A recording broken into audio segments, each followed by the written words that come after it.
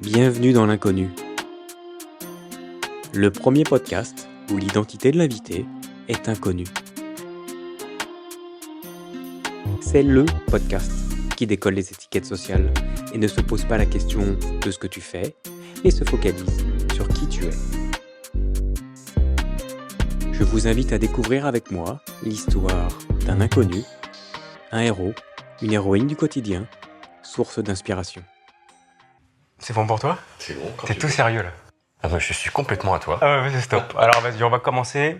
Merci beaucoup de me recevoir aujourd'hui. Merci à toi. Merci de prendre le temps, je suis ravi d'être avec toi. Tu le sais, nous sommes dans l'inconnu, le podcast qui ne se pose pas la question de ce que tu fais, mais se focalise sur qui tu es. Nous allons donc garder ton identité et ton métier et activité secrète durant notre échange. Dur. Dur ? Est-ce que tu as envie et capable de relever le challenge ? Je suis là. Ok. Pour commencer, j'aimerais savoir comment tu vas. Je vais bien. Je sors d'une phase très douloureuse mais très soignante. Après 15 ans de thérapie, j'ai réalisé ces 2 derniers mois que j'avais beaucoup tourné autour du pot et que j'avais touché un point de douleur que j'avais pas vu. Donc j'ai accédé à une phase de grande tristesse. Ok. Et là, je suis en train d'en sortir tout doucement. Mais ça ne veut pas dire que j'allais mal. Mais je comprends pourquoi on tourne autour du pot pendant longtemps quand on touche les noyaux durs de douleur. Et notre cerveau était vraiment une machine ultra performante pour nous protéger de nos vraies blessures. Et cette tristesse maintenant me manque presque parce qu'elle était belle. Donc je vais bien. J'ai l'impression d'aller bien en tout cas. Nostalgique de la tristesse. Ouais, en fait je crois qu'elle était cachée derrière une colère qui n'est pas une image de moi qui me plaît beaucoup et avec laquelle je lutte depuis des années. Et du coup cette tristesse elle m'a reconnecté à ma douceur d'enfant, à un truc que j'avais bien carapacé dans un truc. Et même si c'est évidemment pas super plaisant de pleurer tous les jours et de connaître une vraie tristesse profonde sans qu'il y ait une raison particulière d'ailleurs. Moi ça m'a, alors grâce aussi à des gens qui me suivent, ça m'a aussi connecté à la raison profonde de ce truc-là. Et ouais, en fait la nostalgie de la tristesse elle vient peut-être du fait que comme j'avais connecté à cette douceur, reconnecté à cette douceur qui me plaît bien, j'ai l'impression peut-être d'avoir peur de m'en rééloigner. Et donc tu sais, si on chemine entre les... On se met en place, on chemine, un grand coup à droite, un grand coup à gauche, puis là ça se ressent un peu doucement. Donc voilà. Donc ça va. Serein, ce que j'entends. Ouais, c'est un bien grand mot. D'accord. Je sais pas si je peux le prononcer avec autant de certitude, mais je me sens bien, ouais. Ok, top. Bon. Est-ce que tu peux nous dire où nous sommes ? On est chez moi, qui a longtemps été un appartement, qui a longtemps été un pied-à-terre. J'ai le droit de dire dans quelle ville ? Bah bien sûr. Donc à Marseille, qui a longtemps été un pied-à-terre parce que j'ai vécu pendant 20 ans dans le TGV, entre Paris et Marseille, qui était ma vraie maison, avec ma maison sur mon dos, et qui est maintenant chez moi parce que j'ai décidé d'arrêter le TGV, de rendre mon appart parisien et de me reposer un petit peu ici. Voilà, dans une ville dans laquelle je suis arrivé quand j'avais 14 ans. D'accord. Tu venais d'où avant ? Paris. Donc le cœur entre les deux, entre Paris et Marseille, et le TGV pendant 10 ans. Exactement, moi j'ai toujours adoré les 2 villes, ce que je ne pouvais pas dire haut et fort, et que j'ai jamais compris, ni à Paris ni à Marseille, ouais, ce que j'ai jamais compris, enfin j'ai bien compris les raisons de cette rivalité, mais je sais pas que je l'ai pas compris, j'ai jamais été à l'aise avec cette rivalité, parce que moi j'aimais beaucoup justement être dans le TGV, avoir le meilleur des deux, et il y a des énergies dans les villes, et j'aimais bien les énergies des deux.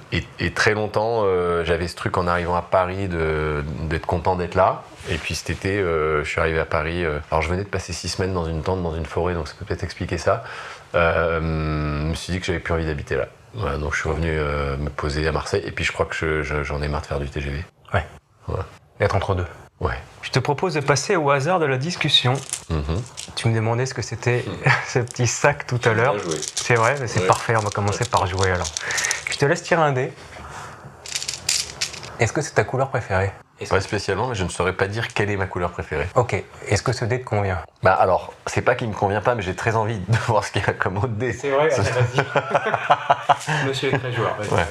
Ok, c'est juste des couleurs, d'accord. Alors, je suis plus à l'aise avec le bleu là. Vas-y, prends le bleu. Je vais essayer de ranger. Sachant que le premier était rouge. Bleu, très bien.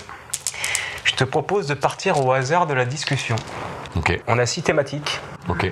L'amour, le travail, l'amitié, la famille, le handicap, réussir sa vie. Je te propose tout simplement de tirer le dé et de partir au hasard de la discussion. Allez. 4. La famille. Ouf. Ah ben on va bien se marrer. que j'adore avec ce lancer de dés, c'est que ça vient toujours toucher Ouais. le point sensible. Mais t'es pas le premier et tu seras sûrement pas le dernier. On y va. Quelles sont les valeurs familiales les plus importantes pour toi? C'est marrant parce que cette question me percute directement puisque j'ai plutôt vécu dans une famille dysfonctionnelle. Ah, mais j'ai 2 enfants. Il y a évidemment des valeurs de confiance, d'écoute, de bienveillance, mais qui sont tellement galvaudées que je ne sais pas si je peux les prononcer comme ça. Non, il y a une notion de regarder son chemin de bonheur, quoi. C'est-à-dire que moi, je célèbre les mauvaises notes avec mes enfants. Je suis complètement bouleversé par ce qu'est l'école, ce qu'est notre système éducatif. Et j'essaie de pas trop ni les stresser par rapport à leur avenir, mais ni les conforter dans l'idée que si elles font de bonnes études, ça suffira pas, quoi. Ça suffira. Donc c'est plutôt les valeurs de se regarder soi, à l'intérieur, plutôt que de se regarder dans le masque qu'on envoie et dans ce que nous a raconté notre société, que si on était bon à l'école, on faisait des bonnes études et qu'on choisissait un bon métier, alors tout allait bien se passer. Je suis terrifié par ce truc-là. Ouais. Avoir une grosse maison, une grosse voiture et une sécurité. Ouais, et je bosse beaucoup sur ces... Peut-être qu'on en parlera, ça n'a pas de lien avec la famille, mais je suis depuis toujours très concerné, inquiet par l'état du monde. Et je bosse beaucoup sur ce qu'on appelle la théorie du changement de cap, dans lequel il y a 3 histoires qu'on se raconte, dont une qui s'appelle le business as usual, c'est le monde part en couille, mais tant qu'on a une belle bagnole, tout va bien. Voilà. C'est ça. Ok. Bon, on en parlera sûrement à la fin, du coup. Pour l'instant, secret. Alors, j'ai une question qui est un peu touchy. Tu me dis. Non, il n'y a aucun problème, tu peux y aller. Tu dire que tu avais une famille dysfonctionnelle. Comment décrirais-tu la relation que tu as avec tes parents? Alors, j'ai beaucoup travaillé ça. D'abord, ils sont tous les 2 décédés. Ok. Moi, si tu veux, d'abord, je crois de plus en plus à ce qu'on pourrait appeler l'épigénétique. Enfin, je sais pas, mais en tout cas, il a été démontré récemment que ce qui a été vécu comme trauma par tes ancêtres a modifié les gènes. Et donc, la thérapie occidentale est très axée sur le chemin de vie, mais en vrai, il se joue des trucs bien avant. Donc, avant de te parler de ma famille proche, moi, j'ai un grand-père qui a été déporté à Auschwitz, j'ai un père qui était prêtre. J'avais des origines pauvres juives d'un côté, catho-bourgeoises de l'autre. Donc c'est un espèce de truc un peu gloubi-boulga. Mes parents sont nés pendant la guerre, en 37 et 40, ce qui peut conduire à avoir quelques traumas d'enfants. Je pense que j'avais un petit peu négligé. Et donc moi je pense que mes parents n'étaient pas prêts pour être parents, étaient dans une instabilité émotionnelle terrible. Nous quand on était petits c'était des baffes et des coups de pied, des insultes. Ce que j'ai longtemps totalement banalisé comme étant l'éducation classique des années 80. Et tout en me rendant compte maintenant que même si c'était classique à l'époque, ce n'est pas sans laisser de traces et de douleurs que j'essaie de guérir depuis quelques années. Donc un père plutôt effacé face à une mère très très présente, très, très envahissante. Longtemps une pensée manichéenne que ma mère était toxique et mon père une victime, mais j'ai compris que c'était beaucoup plus complexe que ça dernièrement. Mon père est mort d'un AVC, d'un cancer il y a 10 ans. Ma mère, avec le panache que je lui reconnais, a décidé à 83 ans de boire une petite fiole et de choisir son moment pour partir, ce qu'elle avait annoncé comme une volonté de ne pas être un légume. Et donc, même si ça a été le gros bordel après, je salue le courage qu'il faut pour ce geste-là. Et dernièrement, je te parlais d'une période là récente où j'avais un peu touché un vrai noyau de tristesse. Ça m'a aussi permis de passer d'une pensée accusatrice de mes parents, une pensée de pardon complet. Okay. Comprendre qu'on est tous le fruit de nos blessures et que je me suis longtemps interrogé dans la vie en me disant ok, on a tous le fruit de nos blessures, mais qu'est-ce qui fait qu'à un moment donné on se met dans un chemin de guérison pour pas le faire subir ou pas? Et je leur en avais voulu pas avoir fait ce chemin de guérison malgré le fait que très manifestement autour d'eux c'était le chaos. Et maintenant j'ai compris qu'en fait si tu le fais pas, c'est que tu peux pas. C'est que tes blessures sont trop fortes à ce moment-là. En tout cas, c'est ce que j'ai compris. Je sais pas si c'est une vérité, mais en tout cas, c'est la vérité à laquelle j'ai accédé moi. C'était pas en pouvoir, en capacité de le faire, mais mais du coup, on en revient au fait de pourquoi accuser l'autre de pas le faire, mais surtout se poser la question de comment moi je peux le faire. Ouais. Et comment je peux le mettre en place. Exactement. Et puis moi, comme je te le disais tout à l'heure, j'ai des colères qui sont pas encore complètement guéries. Je pense que je suis en train vraiment de les guérir, mais du coup, elles peuvent sortir, elles peuvent avoir des impacts sur mes enfants, sur mes proches, ce à quoi je crois que je chemine dernièrement, c'est qu'on est responsable des conséquences de ces blessures. Okay. On est là pour les assumer. On a eu une colère qu'on a un peu fait, etc. Donc on est là pour les assumer. On est probablement partiellement responsable d'essayer de se soigner, tant qu'on peut, mais on ne peut pas être responsable de ces disjoncteurs, de ces réactions qui sont le fruit d'une blessure profonde qui à un moment donné te mettent dans une réaction que tu ne contrôles plus. Ok. Et si tu essayes de contrôler ça par une répression des émotions ou par un truc que j'ai longtemps fait, c'est se blâmer, mais en fait tu renforces le comportement. Ok. Donc en fait il faut d'abord commencer par accepter que c'est le fruit d'une blessure, pardonner pour pouvoir commencer à le soigner. Je sais pas si je fais de la mauvaise psy, mais en tout cas c'est ce qui est arrivé dans ma vie récemment. Et c'est ton chemin de vie et C'est mon chemin de vie, ouais. c'est ta manière d'avancer pour passer à quelque chose de positif. Ouais, c'est ça. Pas rester dans le noyau dur qui peut être négatif et qui peut te renforcer en fait. Exact, ton comportement. Et pour autant, j'avais compris depuis un très long moment intellectuellement que le pardon de ses parents était salvateur. J'avais compris le concept, mais en fait, j'y avais pas accédé. Et en fait, de par ce que je viens de te dire là, je l'ai vécu émotionnellement. J'en veux plus à mes parents. Alors du coup, ce passage, tu l'as fait comment? Est-ce que tu saurais l'expliquer ou est-ce que c'est un cheminement? C'est forcément déjà même s'il y a un moment donné où tu franchis une porte, c'est forcément un cheminement thérapeutique et de soins long avec quelque chose qui se prépare et puis tu creuses, t'enlèves des couches, t'enlèves des... Donc c'est pas seul? Non, bien sûr, c'est une longue thérapie. Moi, j'ai fait un burn-out il y a 13 ans, ça a été le début de ma deuxième vie et depuis, je me soigne en permanence. Dernièrement, enfin pas dernièrement, il y a 2-3 ans, puisque ça a 4-5 ans, je me suis dit que la thérapie suffisait certainement pas, qu'il fallait aller chercher des états modifiés de conscience, de la méditation, de l'hypnose, de la transe. Moi, j'ai fait une formation de transe, ça s'appelle la transe auto-induite, pour aller accéder à l'inconscient en fait. Parce qu'en fait, en thérapie classique, moi, mon constat, c'est que tu essayes par la verbalisation d'accéder à tes blessures inconscientes, mais par définition, ton conscient est une machine à te protéger de ça, donc tu peux cheminer. Et moi, je suis vraiment un spécialiste pour tourner autour, je pense. Je suis très habile pour tourner autour. Donc en fait, d'accéder aux états modifiés de conscience m'a fait, je pense, ouvrir le placard inconscient de manière un peu forcée. Et au-delà de la méditation et de la transe, je suis allé me poser dans une forêt pendant 10 jours avec des chamans et j'ai accédé à des transes au cours d'une diète. Et je pense que là, j'ai ouvert très très grand le placard et que ça, additionné à 10 ans de thérapie classique avant, à créer le point de bascule. Bon, c'était un bon premier lancer de dés, ça. Ouais, on s'en refait un deuxième. Hein. Allez. Mais ceci dit, pour finir sur la famille, j'ai 2 ados de 14 et 16 ans. Et du coup, en miroir de ce qu'on se dit, de dire mes parents ont apporté leur lot de blessures et de douleurs. Je crois qu'on hérite des blessures de ses parents. Et on se regarde en tant que parents. Et donc, on peut se raconter l'histoire qu'on va faire bien, mais en fait, on fait tous mal. Tu penses qu'on fait tous mal? Je pense. Je pense que déjà, il y a peut-être un distinguo, c'est est-ce qu'on se regarde? Est-ce qu'on a conscience qu'on peut potentiellement faire mal ou est-ce qu'on se raconte l'histoire qu'on est de toute façon un bon parent quoi qu'il arrive? Moi, c'est le premier levier. Maintenant, je pense que même quand tu te regardes et que tu te dis potentiellement je peux être un mauvais parent, t'es pas à l'abri de faire mal. Et je crois que par définition, tu transmets des trucs que tu vois pas. Alors là, du coup, est-ce que faire mal, comme tu l'as dit tout à l'heure, c'est faire au mieux qu'on peut? Tu vois, si on a ce recul... Ouais, alors c'est un peu ce que je voulais dire, bien sûr. Parce que pour moi, on fait au mieux qu'on peut, évidemment. Moi, c'est pas forcément faire mal. Enfin, en tout cas, pour moi, dans mon monde, tu vois, faire mal, c'est vraiment mal faire, quoi. C'est quelque chose de négatif. Ouais, d'accord, tu as raison. Non, complètement, on peut faire mal de manière manifeste.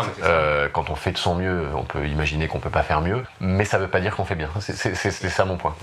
On fait au mieux en fonction de l'état de conscience dans lequel on est, quoi. Ouais. Et sur le recul qu'on peut avoir, qu'on a le droit d'avoir et qu'on a le droit des fois de pas avoir. Exactement, voilà. Ouais, c'est ça le bordel. Les filles me pardonneront un jour. Écoute, c'est quoi? J'en suis sûr. J'ai plus de 40 balais, donc ça a été long. Je suis sûr que si c'est fait avec conscience et avec amour, et à un moment, et une bonne éducation, je suis sûr que tes filles, tu vois, peut-être dans les X années, se diront « Je comprends, du coup, papa ». Je leur enverrai le podcast. Avec grand plaisir. Allez, vas-y, on repart sur une deuxième thématique. 4 encore. 4 ? Alors, ouais, on va rejeter. Il veut y aller sur la famille. 2. Le travail. Alors là, mais sans dire ce que je fais. Est-ce que tu exerces le travail dont tu rêvais petit ? Non, ça dépend petit à quel âge, mais petit enfant, non. Ok, tu rêvais d'être quoi petit ? Petit, j'ai eu une phase vétérinaire, comme beaucoup d'enfants. D'ailleurs, c'est marrant parce que ça fait plus écho maintenant que simplement aux petits trucs délire d'enfant, parce que ça me ramène à la nature, au vivant. Et après, un peu plus tard, donc plutôt ado, je voulais plus bosser dans des ONG ou être prof. Ok, sauf si je me trompe, il y a un petit truc quand même.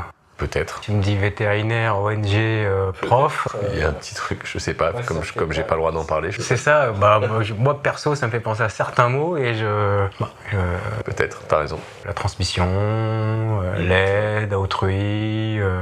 C'est vrai. La nature, le retour aux sources. Ouais, c'est bon. Alors il y a un lien fort, t'as raison, et en même temps, si je disais mon métier, on ferait pas un lien immédiat. C'est pas faux. Ouais. Bah, tu sais quoi, on laissera les auditeurs faire le lien. Exactement. Ou pas, à la fin. Je vais te poser une deuxième question que je suis en train de chercher, parce que c'est un peu le bordel entre mes fiches et mon iPhone. Parce que oui, comme les gens écoutent le podcast, Ils font ça? je te jure qu'il y en a quelques-uns. Je sais pas qui, mais il y a quelques auditeurs qui le font. Et certains de mes invités, du coup, comme les rendez-vous sont prévus à l'avance, me font « Ah ouais, bon, j'ai écouté. » Je fais « Ok, les thématiques sont là, mais les questions changent. » Donc on change un petit peu, les questions, même si le fond est généralement est là, mais... Moi, j'en ai écouté qu'un, donc j'ai pas les questions en tête. Et c'est parfait, ça m'arrange, comme ça c'est l'inconnu. Tu vois, t'es vraiment dans l'inconnu. Qu'est-ce qui te motive le plus dans ton travail? C'est une difficile question et c'est pour ça que je marque un silence, parce que je regarde beaucoup la complexité qu'il y a dans la réponse possible. Et notamment en quoi, et donc peut-être sans trahir ce que je fais, je considère que j'ai un travail engagé au service de la société. Donc la réponse simple pourrait être de dire parce que la société va mal et que j'ai envie de contribuer et de faire ma part de colibri à ce que ce monde et cette société aillent mieux. Donc ça c'est une première manière de répondre. Et après si je zoome un peu, c'est de plus en plus dans les sujets de coopération, de santé mentale, de lien, comment on refait société, on refait tribu. Ça c'est ce qui me passionne et me motive là-dedans. Et maintenant mais un peu plus loin dans un niveau de complexité, je regarde pourquoi j'ai envie de m'engager. Est-ce que c'est un sujet d'ego? Est-ce que je suis en train de remplir? Est-ce que ça me fait du bien de me raconter que je fais du bien aux autres? Et d'ailleurs, j'avais une intervention il y a 8-10 jours dans un... On remercie la machine à café qui se met en route, c'est génial. C'est l'auto-lavage? C'est l'auto-lavage. On va laisser, hein. Ouais. Elle est propre. C'est bon, t'as fini? Magnifique. Merci à toi. Ouais, j'intervenais auprès d'une quarantaine alors je sais pas si je peux dire en tout cas de gens qui en tout cas aussi ont une posture professionnelle de personnes engagées. Et on parlait de santé mentale et de burn-out militant, de ce qui se joue quand tu es un peu activiste militant et que tu as envie que le monde aille mieux et qu'en fait tu t'uses. Et on a eu cet échange, on a dit mais qui nous a demandé de sauver le monde? Tu vois ce que je veux dire? Donc en fait, qu'est-ce qui me motive? Je le regarde dans ce miroir de dire oui, ce qui me motive c'est que j'ai envie que le monde aille mieux, mes enfants ont 14 et 16 ans, je me sens pas bien dans ce monde que je trouve complètement dissocié, violent, etc. Donc j'ai envie qu'il aille mieux, c'est ça qui me motive le matin. Et en même temps je peux pas non plus ne me raconter que cette part de l'histoire et ne pas voir que c'est aussi aider les autres et une manière de remplir des failles narcissiques, des vides affectifs, des choses comme ça. Jouer le rôle du sauveur, quoi. Voilà, exactement. Une dernière question. Putain, je l'avais, bouge pas. Elle est où? Quel est le meilleur conseil professionnel que tu aies reçu? C'est marrant parce que je commence à être le bon client des podcasts qui sont à l'inverse des tiens, où je suis invité pour ce que je fais, ce que je suis, et donc on commence à m'appeler. Et j'en ai écouté un ce matin où je me dis putain, je raconte toujours la même chose, donc fais chier. Ils m'ont posé la même question, donc j'ai pas envie de répondre pareil. Et c'est celui-là qui m'est venu la dernière fois. Et en fait, je racontais un conseil. Et après, je dis en fait, j'en ai eu plein parce que j'ai eu beaucoup de mentors dans ma vie, et j'en ai pas qui sort là au-delà de celui-là. J'essaie de te trouver un truc qui serait pas celui que j'ai dit dans notre dernier podcast. Laisse-moi réfléchir 2 secondes. Tu pourras couper, c'est ça? Je peux couper, ouais. Ou pas. Couper, non, je vais continuer je vais continuer de cheminer. Attends, parce que là, je revisite toutes les strates de ma vie. Ok, si, ça y est. C'est pas un conseil. C'est un de mes associés qui est devenu un immense ami et que j'appelle l'homme de ma vie, qui m'a apporté beaucoup de choses dans ma deuxième histoire professionnelle. Et on parlait de ce que, sans trahir ce qu'on fait, ce qu'on appelle vulgairement le PFH, le putain de facteur humain. Et quand tu montes des projets, et pourquoi ça se passe bien ou ça se passe mal humainement, et qu'est-ce qui se joue dans ce truc-là, et pourquoi ce grain de sable humain vient toujours perturber, etc. Et j'étais un peu dans la plainte, j'étais un peu fatigué, stress, donc dans nos discussions d'associés, je dis putain, c'est Sartre qui a raison, l'enfer c'est les autres. Et il m'a fait un gros sourire, il m'a dit ouais, mais le paradis aussi. Et j'ai trouvé ça très très beau d'avoir cette binarité, de me sortir de cette plainte et de dire que ça dépend ce que tu fais de ça.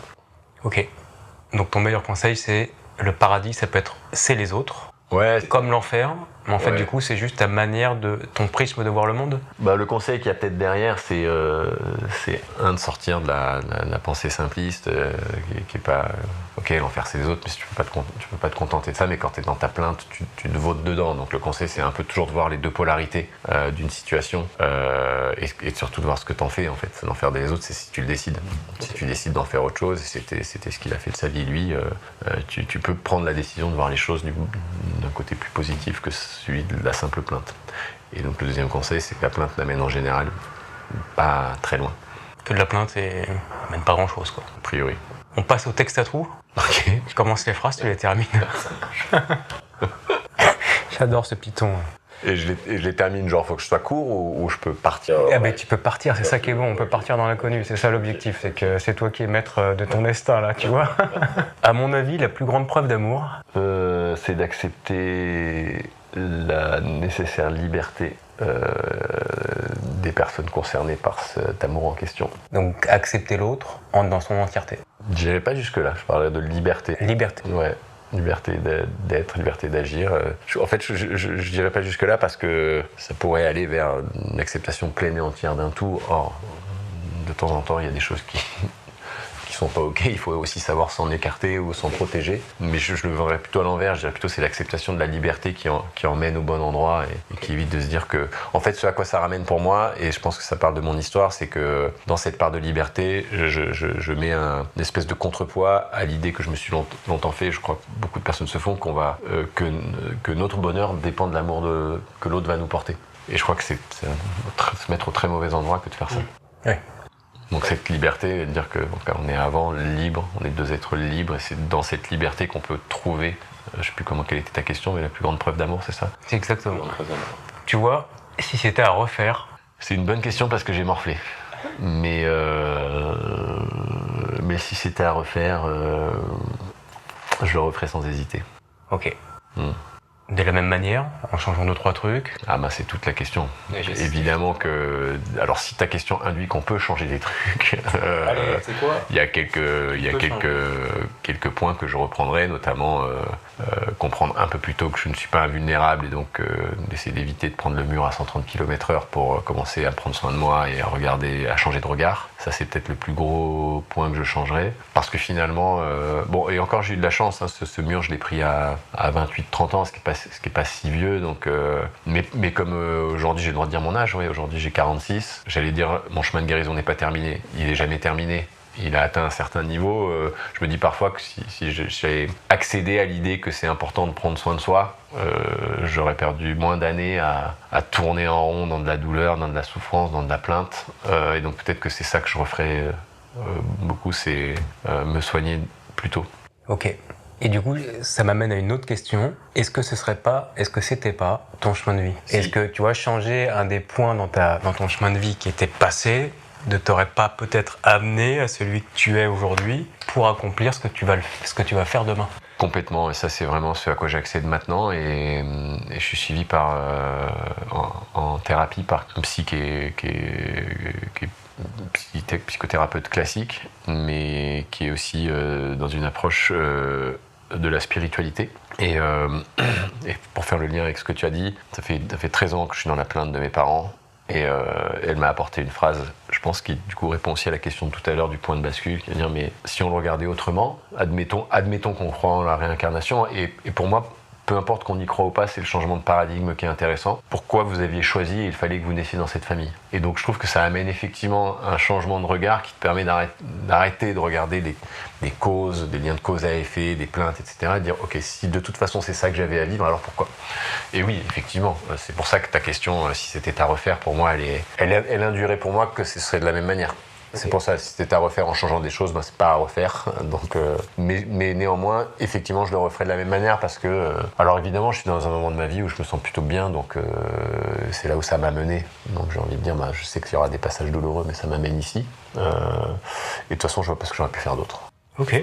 Mon principal objectif dans la vie est... Et d'être heureux.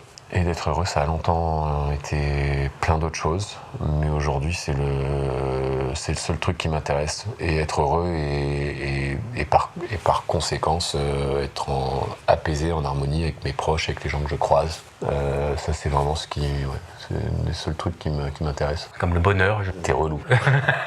Eh oui. Être heureux, ouais. Je suis relou c'est forcément et bienveillant. Merci de tes questions. Exactement.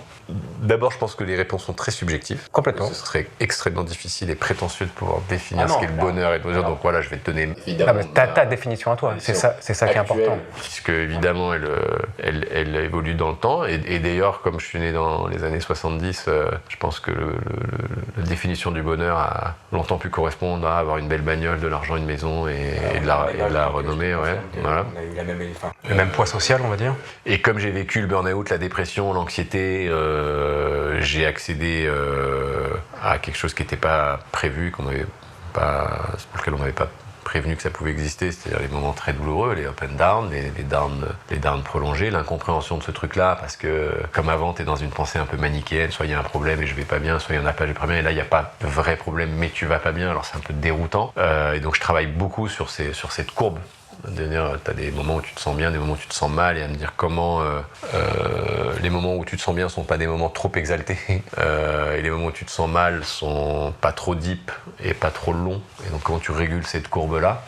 Et donc ce serait peut-être une première début de définition de dire c'est gérer cette courbe, Et la deuxième, j'ai envie de la rattacher au lien à soi et aux autres en fait. Depuis que moi je pense qu'on est, je crois qu'on est dans une société où on est extrêmement dissocié. On nous a appris à vivre dans notre tête, dans notre pensée rationnelle, et on est complètement coupé de nos émotions. En tout cas moi je l'ai été très longtemps, et là ça fait quelques années que je reconnecte à mes émotions profondes. Je me suis mis à pleurer tout le temps. On me touche, je pleure sur un truc touchant, alors qu'avant je réprimais cette émotion-là. Et je crois que ça a réparé mon lien aux autres, ou ma capacité d'entrer en lien de manière beaucoup plus qualitative.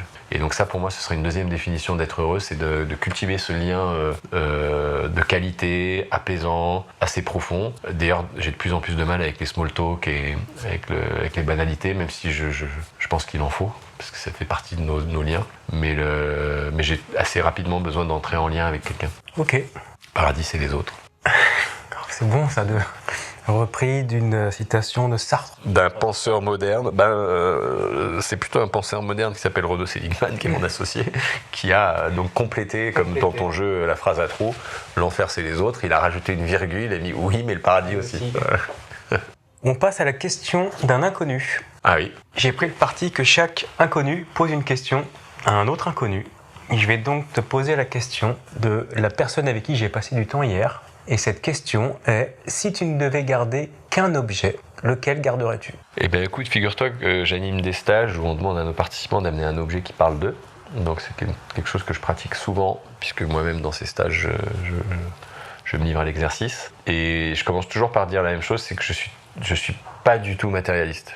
Je suis pas du tout attaché aux objets. C'est vraiment, j'ai pas de monde, j'ai pas d'objet chez moi auquel je tiens. Si demain je pars, j'ai aucun objet auquel je me dis tiens, je vais emmener cet objet-là. Quand je fais des cadeaux à mes proches, je préfère offrir des moments où on va vivre quelque chose ensemble qu'un objet. Mais si je dois tout de même répondre à ta réponse, c'est absolument évident pour moi, ce sont des livres, qui est vraiment un truc qui a structuré ma vie et qui est un beau des objets pour moi, d'abord, je trouve visuellement c'est beau, et de par ce qu'il contient d'humanité. Ok. Et un livre plus précisément ? Ah ben là, je peux la lecture a structuré ma vie. Je peux t'en dire un qui me vient maintenant, qui s'appelle L'Espérance en mouvement, de Joanna Macy, qui est quelque chose sur lequel je travaille beaucoup et qui dit que face aux crises multiples auxquelles on fait face, il y a 3 histoires qu'on peut se raconter. La première, c'est ce qu'on disait tout à l'heure, le business as usual, je m'en fous, j'ai une belle bagnole, et puis même s'il y a un mur plus loin, je vais le taper. Le deuxième, c'est le catastrophisme, le survivalisme, voilà, on va bien se barricader parce que ça va être terrible. Et le troisième, elle appelle ça la résistance heureuse. On est lucide face au fait qu'il y a des crises, mais on essaye de ne pas sombrer ni dans le déni, ni dans le catastrophisme, et d'essayer d'imaginer le chemin qu'on a envie de faire prendre à cette société sans se décourager, en essayant de rester dans la part de joie. Et ce livre m'a beaucoup bouleversé et marque beaucoup ma vie aujourd'hui dans ce que je fais professionnellement et personnellement. On y reviendra plus tard. On passe au non-sujet. Au non-sujet ? Ouais. Ben cool. Quel est pour toi le ou un non-sujet, le sujet qui t'énerve quand il arrive sur la table ? Il y en a plein. Mais je dirais pas que c'est un non-sujet du coup. Mais c'est parce que c'est pas pareil la question, le non-sujet ou le sujet qui m'énerve. Pour toi, le non-sujet, c'est non, mais en fait, c'est même pas un sujet, quoi. En fait, c'est évident, tu veux dire. Merde, quoi. Non, alors ça. On va parler de ça, quoi. Ça, j'essaye de plus réagir comme ça. Ok. Par rapport à ce qu'on se disait tout à l'heure de la pensée binaire. J'ai une diode qui s'est allumée là depuis quelques années, c'est tiens, je suis sûr de quelque chose, je vais aller voir ce que c'est, et je vais minimum faire un pas de côté, regarder cette certitude. Donc je m'autorise plus à avoir ce type d'assertion qui dit ah c'est sûr, c'est comme ça et c'est pas autrement, parce que je trouve que d'abord je l'ai fait pendant très très longtemps. Et je trouve que c'est enlever une notion qui m'est très très chère, qui est la complexité. Et que dès que tu enlèves de la complexité dans un truc, tu perds toute possibilité de le comprendre. Et ça, du coup, ça me ramène peut-être à la deuxième manière de poser la question, les sujets qui m'énervent. L'activisme radical, qui se passe-t-il dans une posture manichéenne. Il y a des grands méchants qui ont pourri le monde et nous on est les grands gentils. Et en fait, ouais, ok, mais à quel moment on va rebâtir exactement le même monde qu'on essaie de soigner aujourd'hui si on se regarde pas dans cette complexité de ce qu'on fait et donc dans la simple justification de nos actes, parfois résistants / violents, et je ne dis pas parfois la part de violence nécessaire dans une révolte ou une révolution, mais je trouve que il y a un gros sujet, c'est est-ce qu'elle est conscientisée comme quelque chose de nécessaire ou est-ce qu'elle est simplement en réaction révoltée et du coup elle nous réamène exactement au même endroit que celui qu'on veut. Donc ça me terrorise que les milieux. Et puis après, de manière plus marrante, moi je fais super chier mes potes sur le choix du vin. Donc d'abord je bois plus depuis très longtemps, mais ça me fait ce théâtre social qui est le choix du vin au restaurant, avec tout de suite des postures de ouais attends je vais choisir machin, et je les emmerde parce que je leur dis tu vois pas qu'en fait le prix, la couleur de l'étiquette, tout le marketing qu'il y a derrière te fait dire que ce vin est bon ou mauvais, alors que intrinsèquement le goût c'est subjectif et que tu n'es que la victime d'un marketing et tu le regardes même pas, et ça fait hurler tout le monde, et moi ça me fait bien marrer. Ok. Voilà. On ira boire ensemble. Mais si ce vin est bon, non, je bois plus de vin. Non, mais pour moi, comme ça, tu me laisseras choisir. Tu vois, je prendrai la carte des vins. Oh, c'est super. Avant de partir, s'il te reste quelques jours, quelques mois avant de mourir, qu'est-ce que tu ne souhaites pas regretter? Qu'est-ce que tu aimerais faire? Bah c'est marrant parce que du coup, je suis en train de me dire que je me ramène à ta première question, si je vais bien. J'ai l'impression que je vais bien parce que j'ai pas quelque chose là qui me vient en disant tiens je regrette de pas avoir fait ça ou de machin. J'ai l'impression d'avoir donc je le prendrai pas par le regret, mais peut-être que j'enverrai des mots d'apaisement et d'amour aux gens que j'aime, et puis j'irai m'asseoir intérieur au pied d'un arbre. Ok. Ouais. Reconnexion à la nature. Ouais. Simplicité. Ouais. Ok. C'est joli. On passe à la leçon de vie. Quelle est la leçon de vie que tu aimerais partager? Sois pas trop dur avec toi-même, parce que ça sert à rien. Ça t'emmène juste là où tu veux pas aller. Moi, je comprends ça récemment et j'aurais bien aimé le comprendre avant, parce que je crois que c'est ce qui me permet d'arriver sur autre chose. Et comment t'as fait pour le comprendre, justement? C'est les mêmes raisons que tout à l'heure sur le pardon de mes parents. C'est un long travail thérapeutique, spirituel, d'éveil, qui à un moment donné se transforme en une compréhension émotionnelle de quelque chose. Ok, ton psy peut te dire pendant des années ça sert à rien que tu te blâmes, tu vas alimenter l'estime négative de toi, etc. Tu comprends parfaitement ce qu'il est en train de dire, mais en vrai, ça n'a pas d'impact de soin parce que tu l'intègres pas. Et donc là, je pense que les pratiques complémentaires à une thérapie que j'évoquais tout à l'heure, d'état modifié de conscience, m'ont fait accéder à la part de ressenti émotionnel de ce truc-là, qui fait que tu n'as plus besoin de le comprendre intellectuellement, tu l'as intégré en fait. Tu l'as intégré dans ton cœur. Voilà. Ça t'empêche pas de continuer de te blâmer de temps en temps, mais néanmoins, tu te recadres, quoi. Ok, donc on en revient en fait sur l'accompagnement thérapeutique et l'accompagnement en fait d'autres médecines. Ouais. Pas seulement occidentales. Ouais. On passe à la question à un inconnu. C'est à ton tour de poser une question au prochain inconnu. Dans certains stages que je donne, on fait un truc que j'aime beaucoup, qui s'appelle donc pratiquer l'écoute active. Donc on se met en binôme, on propose à chaque binôme de s'exprimer à tour de rôle. Sur une durée d'au moins 1 minute 30, 2-3 minutes, ce qui est très très déconcertant pour des gens qui n'ont pas l'habitude de s'exprimer, et on demande à celui qui écoute de ne pas réagir. Okay. Voire même d'être dans la vraie écoute, et on leur donne une technique comme ça, c'est répète dans ta tête ce que tu entends, comme ça t'évite de partir. Donc vraiment on est dans ce truc là, et là où j'en viens à ta question, c'est que ce qu'on aime bien leur faire, c'est leur répéter la même question plusieurs fois. Donc en fait ça y est, j'ai répondu, et puis après donc maintenant vous allez continuer, et hop on pose une question, et cette question c'est qui es-tu? Et c'est très intéressant parce et moi on l'a fait faire dans des stages 5 fois, 10 fois, nous on est sympa, on leur fait que 2-3 fois, mais tu t'aperçois que dans cette réponse-là, d'abord tu réponds très superficiellement par rapport à ce que la société attend de toi, ou en tout cas ce que tu projettes de ça, puis si on te la repose, tu fais ah ok, et donc tu es obligé d'aller chercher dans ce truc-là. Donc j'aurais envie de poser cette question qui es-tu, mais plusieurs fois, okay. Et qu'à la fin de la réponse, tu dises ok, il y a une deuxième question de cet inconnu, c'est qui es-tu? Ok, c'est très drôle, j'adore. Qui es-tu, tout simplement? Ouais. Ok. Sachant que tu sais très bien que c'est la dernière question que je vais te poser. Et que du coup, je poserai aussi... Je savais pas que c'était la dernière question que tu allais me poser. C'est vrai? Ah si, pour mon idée, pourtant je suis con. Non, parce que je suis tellement dans mes stages où on part dans des définitions de soi qui ne sont pas définies par la place que tu tiens dans la société, mais qui es-tu au sens de personne, d'être, que j'avais pas fait le lien avec ton podcast. Mais du coup, c'est ça qui est très drôle, c'est que du coup, le prochain aura 2 fois la question qui es-tu, et peut-être qu'il y aura peut-être plus de profondeur. 3 fois même, non? Pourquoi 3 fois? Une fois avec toi? Ouais, mais moi j'aimerais bien que tu lui poses 2 fois. 2 fois? Alors là, tu casses les règles du jeu, tu sais quoi. Bah en tout cas, sinon cette question a moins d'intérêt, je pense. Alors à ce moment-là, si tu la poses qu'une fois, tu peux lui demander où tu vas comme ça. Ah, c'est bon ça, ok. Où tu vas comme ça? Eh bah, tu sais quoi, je poserai une des 2. Enfin, une des 3. C'est Enfin, il y en a une avec 2, mais... Ouais, mais j'aime bien respecter, on part dans l'inconnu. Enfin, moi, je pars dans l'inconnu, en tout cas, avec mes invités. Et je trouve que ce sera drôle de poser 2 fois « Qui es-tu ?» plus une 3e fois à la fin. Voilà, c'est un peu le bordel et j'adore. Ça, c'est... Désolé pour lui. Pour elle, pardon. Tu pourras écouter sa réponse si tu veux.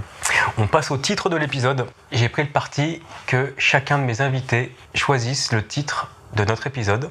Est-ce que tu peux me donner quelques mots sur ce que tu viens de me raconter, sur ce qu'on vient de vivre pour le titre de notre épisode? Alors évidemment, j'ai très envie de parler d'espérance en mouvement, qui est vraiment une notion que j'adore, qui entraîne cette part de lucidité, sans verser dans le catastrophisme, dans le déni, en gardant la joie. Je trouve qu'elle embarque cette notion, moi, elle me plaît beaucoup parce qu'elle embarque ce mouvement nécessaire pour pas tomber dans une ornière, pour pas tomber dans la plainte, pour pas tomber dans la certitude. Donc après, elle est peut-être un peu perchée pour un titre de podcast. Mais moi, elle me plaît beaucoup. En tout cas, elle marque beaucoup ma vie actuelle. Et ben on part là-dessus. Ouais. L'espérance.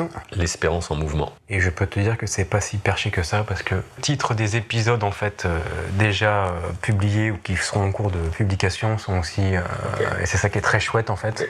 Tu montes un club de perchés en fait. Est-ce que je monte un club de perchés? Non, je monte un club d'humains.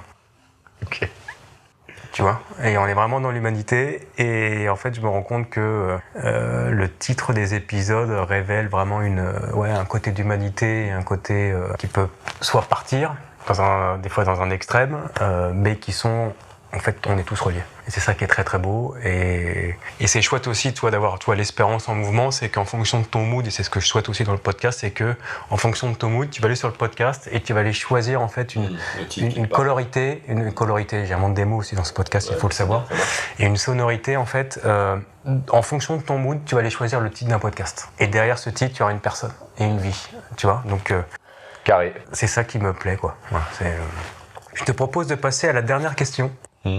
Et la dernière question de ce podcast est de répondre à la plus grande inconnue de celui-ci. Qui es-tu? J'ai envie de dire plein de trucs puissants, mais du coup je vais répondre très classiquement. Je m'appelle David Rioard, je suis né en 78 et je voulais être prof et bosser dans les ONG et finalement je fais le lien avec ce que tu as dit plus tôt, je suis devenu entrepreneur dans un secteur qui s'appelle l'économie sociale et solidaire. Et donc j'essaie de monter des organisations qui présentent l'argent comme un carburant nécessaire à construire quelque chose de résilient et de régénératif et n'est pas un objectif final comme une société classique. Et donc j'ai fait de la formation d'insertion professionnelle, j'ai monté des bars, des social bars, une école qui s'appelle l'école de la convivialité, un tiers-lieu à côté de Marseille qui s'appelle Le Hameau, Montrieux Le Hameau, et voilà. Ok. Et t'allais partir au départ sur quelque chose de puissant.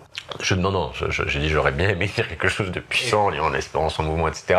Non, j'ai envie de dire que je suis un petit enfant perdu dans ce monde qui est en train de se rendre compte qu'il s'est bien caché derrière ses douleurs, enfin qui n'est pas en train, ça fait un moment, c'est derrière ses souffrances et qui tente d'accéder à une forme d'apaisement par la spiritualité et qui commence, je crois, à prendre conscience de l'importance de ça dans le monde qui se présente à nous, qui est en train de se dégrader partout en termes de santé mentale, de liens, de communautarisme, de perte de tout ce qu'on est en fait. Et donc moi je suis quelqu'un qui est paumé là-dedans et qui essaie de nager pour qu'on se raccroche les uns aux autres quoi.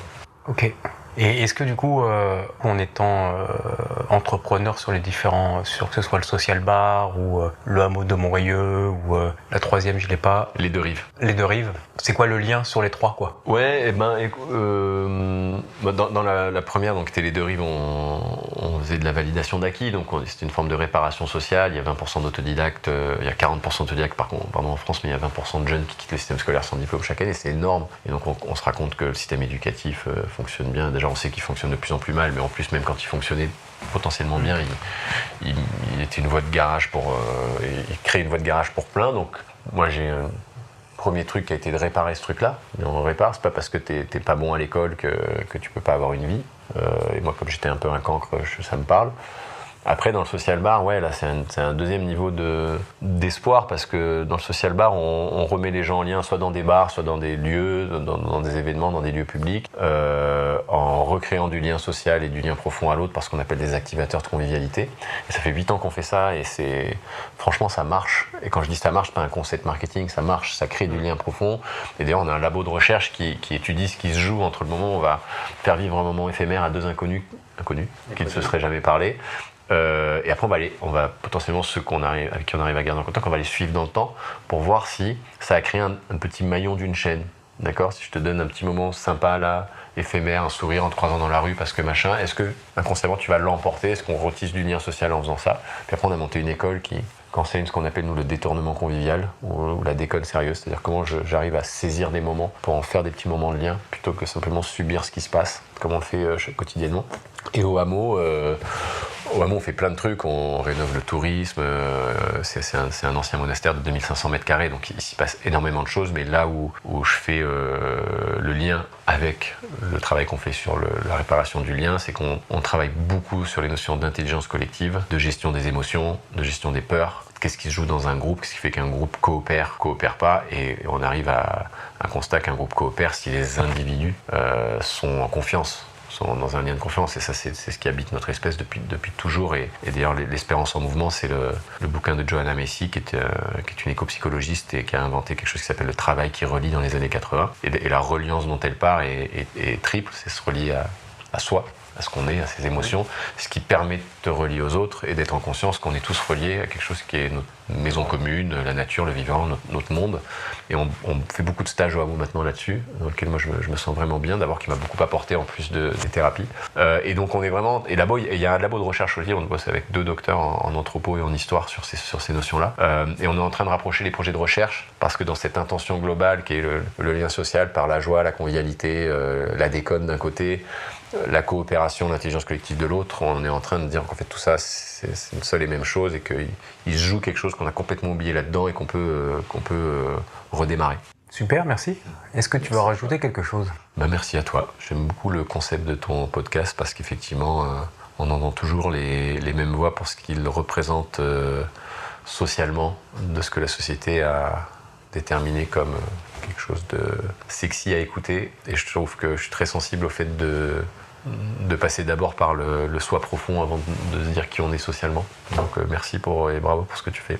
Écoute, merci à toi. Merci beaucoup David pour notre échange dans l'inconnu où le bonheur est parfois caché. J'espère que vous avez tout autant apprécié que moi mon échange avec David. Je vous invite à partager, à commenter si c'est le cas. N'hésitez pas à nous suivre sur les réseaux sociaux. Je vous invite aussi à m'envoyer un message si vous voulez en savoir plus sur le social bar, le hameau de Montrieux ou les 2 rives. Merci David. Merci à toi. Je te souhaite une belle journée. Ouais. Et je vous dis à la semaine prochaine et à la même heure. Et à chaque fois, je ne sais pas comment terminer, c'est un truc de dingue. À bientôt. Bande de bâtards. À la semaine prochaine.